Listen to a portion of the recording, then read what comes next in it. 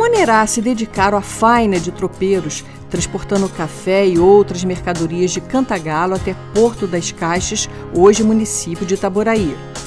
Além do transporte de mercadorias, adquiriam mulas magras no Campo de Santana, no Rio de Janeiro, e as conduziam para engorda em sua propriedade, revendendo-as depois. A memória familiar diz que as mãos dos filhos do patriarca François Monerá eram tão calejadas no manejo da enxada, da foice e do machado que se deformaram ao ponto de não poderem apertar as mãos dos conhecidos. Em 1845, Sebastião, na ocasião ainda solteiro e com 34 anos de idade, morre em um acidente quando conduzia uma tropa. O seu inventário nos permite saber o que os Monerá tinham em suas propriedades. Na partilha de bens de Sebastião consta 3 escravos, animais de tropa, cavalos, porcos, capados de ceva, gado bovino, milho, arroz e feijão. Ainda não plantavam café. A fazenda Rancharia do Norte foi ampliada com a aquisição das propriedades Rancharia do Sul e Fazenda Monte Verde, em sociedade pelos irmãos Jean-Joseph, François e Henri Monerá. O irmão que permaneceu em Nova Friburgo parece ter prosperado. Ursano e José aparecem em 1855, adquirindo terras em Banquete. O patriarca François Xavier Monerá viveu na Rancharia do Norte até falecer em 1858. Não há registro do falecimento de Elizabeth Coller, sua esposa. Iniciam os casamentos entre os Monerá e outros descendentes de colonos europeus, como os Vermelinger, Ertal, Lengruber, Lutherbach, Hegdorn e Cortat. Desses, apenas os Ertal são descendentes de colonos alemães, os demais de suíços. Além de se casarem entre os seus pares, igualmente se uniam aos primos, uma prática muito comum naquela época, inclusive entre os brasileiros e portugueses.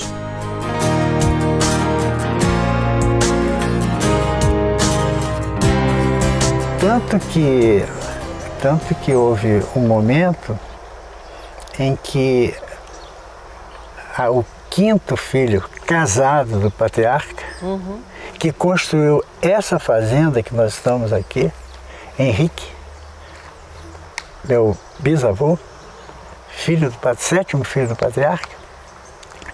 Aqui a esposa dele já era brasileira. Maria Rosalina Marchon, sabe?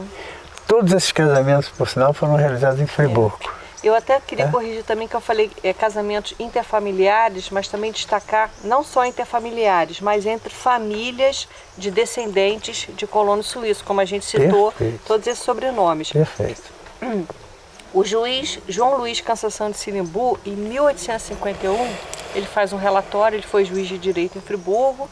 Não sei se você conhece Notícias da Colônia, esse texto Alguma dele. Coisa. E ele cita os Monerá, né, ele fala como estão as famílias descendentes de colonos em suíços em Friburgo, mas ele fala, mas na verdade os que prosperaram foram os que se dirigiram a Cantagalo, e cita os Monerá entre eles. Perfeito. Né? Quer dizer, ele faz, a gente tem assim, uma comprovação.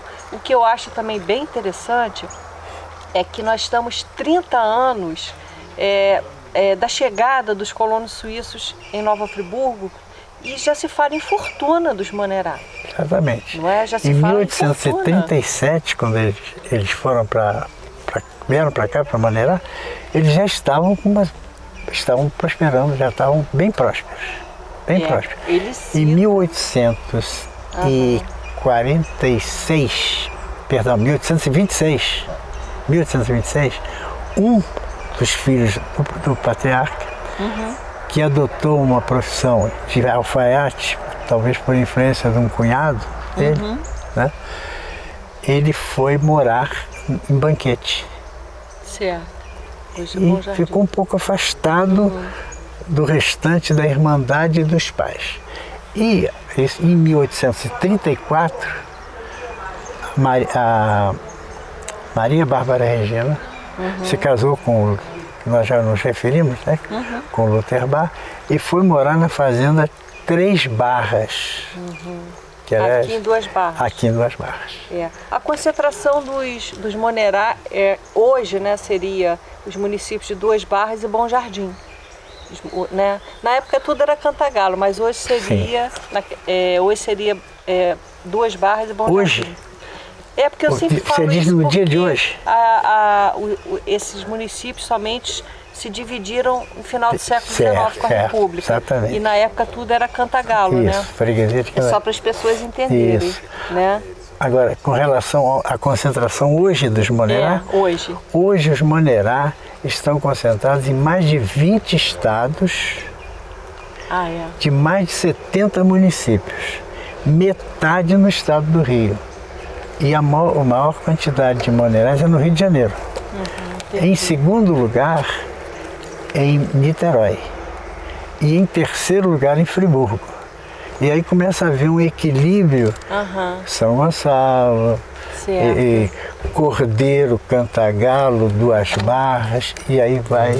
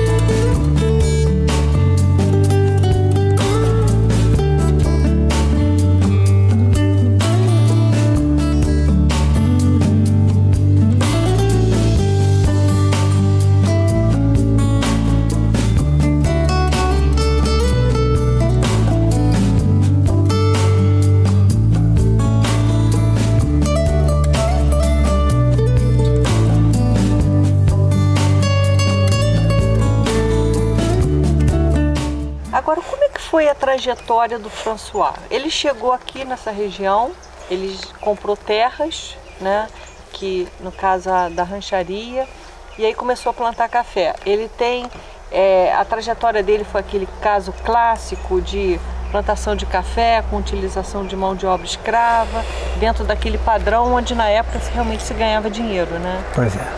Aí tem dois aspectos importantes assim a gente falar. Ele era muito amigo dos filhos, de todos os filhos. Dois se separaram em 1826, o Luiz é o primeiro filho. Seria o Ursani? Ursani. Chamado também Úrsulo em português, na Úrsulo. Pois bem, em 1826. Em 1834, a filha, Maria Bárbara, né, casou-se com Luterbai e foi morar em Três Barras.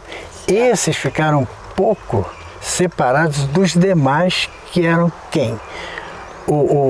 Os outros 5 filhos. Jean, François, Sebastião, Henri, e Marie faleceu precocemente. Então ficaram esses 4. Ele foi envelhecendo. Certo. E foi recebendo esse apoio dos filhos. Sim. Quando o filho de 1835 se casou, e o de 1836, esses filhos, com a mesma atividade econômica, apoiando o pai, inclusive, e se apoiando, e se já formando, eles foram para a fazenda Monte Verde, os Vermelinger. E o Egendorn foi para a fazenda, também Fazenda Rancharia do Norte. Esse Egdorn é outro também que está na relação do Canção de Sinimbu como um dos suíços que prosperaram. Que prosperaram. Talvez a prosperidade dele se devesse... O João José teve 6 filhos. Só que dos 6 filhos, 4 faleceram precocemente. Então ficou o José e o José Constâncio. Certo. Então eles tiveram, né, então, possibilidade de crescimento. Né? Nós passamos pela Praça Ana Maria Egdorn, que foi viúva do João José. Que é aquela em torno da matriz. Exatamente. Os 2 filhos e a mãe fizeram uma empresa, Viúva Monerá e Filhos. Sabe? A essa altura, nós já estávamos saindo do ciclo do café e entrando no ciclo da pecuária. Mas eu vou perguntar isso ao senhor. Antes disso, só para a gente assim dar uma passada, os historiadores, até os colegas de um modo geral, cobram um pouco isso da gente, que a gente tem que falar. Nós estamos num período em que se fazia fortunas, né, na época, utilizando a mão de obra escrava. O Martin Nicolan, né, que o senhor conhece, eu já tive ocasião de entrevistá-lo, e ele me disse o seguinte, que a coisa que ele não consegue explicar como historiador foi quando ele chegou ao Brasil e visitou algumas fazendas aqui dessa região, e coincidentemente foi uma fazenda de um Monerá, não sei qual dessas, mas ele se refere ao Monerá. Ele não consegue, como historiador, dar uma explicação de como os suíços imediatamente se adequaram a esse modo de produção brasileira, ou seja, com a utilização da mão de obra escrava. Vocês fazem essas reuniões familiares, como é que vocês discutem essa questão da escravidão entre os seus antepassados?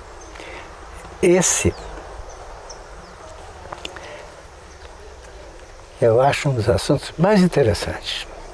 Não tem tabu em falar sobre isso? Não tem tabu, absolutamente. Absolutamente. O que aconteceu é que quando eles chegaram em Japuíba, hoje Cachoeira de Macacu, os suíços chegaram cansados, evidentemente, e houve até foi montado um hospital de campanha para atendê-los. Bom, nesse momento houve até um fato, não sei se é oportuno falar, Marie Cortat, Maria Cortat, T no final. Ela entrou Marie Cortat e saiu Maria Costa. Então o Cortat se tornou Costa no Brasil. Esse é um aspecto. Outro aspecto, todos os suíços que chegaram precisavam subir a serra. Imagina você subir a Serra de Friburgo, serração, chuva, frio e tal.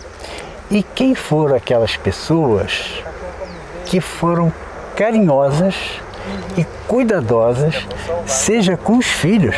Por exemplo, o patriarca com 7 filhos pequenos subiu uma serra. Então os negros escravos, eles foram carinhosos. Eu acho essa parte muito importante. Então eles se integraram com os suíços, e os suíços se integraram com eles assim com muito carinho. Embora a diferença de cultura, houve uma aculturação espontânea. Essa aculturação foi progressivamente chegar a um ponto importante que foi 1873, 15 anos antes da Lei Áurea. Então, quando houve a abolição da escravatura, em 1873, praticamente não houve abolição. Já estava abolida a escravatura. Dos Monerá ou de todos os suíços? De todas aquelas famílias que já na quarta geração, terceira, quarta geração, 1873, já pode falar em terceira geração tranquilamente. E já iniciando a abolir a escravatura. O sexagenário, que vivia nessa senzala, Não sei se eu já me referi que ali era piso de madeira. O senhor falou piso, tábua de madeira. Tábua de madeira. Então... É uma coisa rara também, né? Humana. Né? Essa humanidade de uma cultura europeia junto com a cultura brasileira, portuguesa. Na escravidão, né? Perfeito. A primeira geração não cresceu na escravidão, né? Diferente do brasileiro nato que estava acostumado, né? Já com aquele... desde que ele nasceu, ele via escravos apanhando na casa dele e tal. Então era muito comum, né? Esse tipo de cena. Exatamente. Então aqui nós estamos em frente ao sino, esse campanário aqui, que eu acho um traço muito importante do humanismo do brasileiro. Certo. Né? Já integrado com o suíço. O suíço adotou a nação brasileira como sua, sem esquecer a deles. Certo. E nós estamos aqui em cima do terreiro de café, né? Aqui era o terreiro de café da fazenda. Então, quando o silêncio do sino, que eu chamo, aconteceu, foi porque a pessoa de mais de 60 anos, escravo, não precisava trabalhar, levantar cedo para trabalhar. O ventre livre, né? As pessoas nascidas, também não. Então, esse sino parou de funcionar. Não tinha mais finalidade. Não era mais tocado às 4 horas da manhã. Quem tivesse de levantar às 4 horas da manhã, levantava e cumpria o seu dever de... Eu já não diria nem de escravo, mas era de um escravo quase colono. Porque já havia colonos antes de 1873. Colonos italianos, colonos... Os suíços receberam colonos nas suas fazendas? Receberam também, né? O Júlio César Luther, ele inclusive menciona isso. Aqui, ó, acho que um parente dele se apaixonou por uma colona italiana, né? Isso mesmo, É interessante.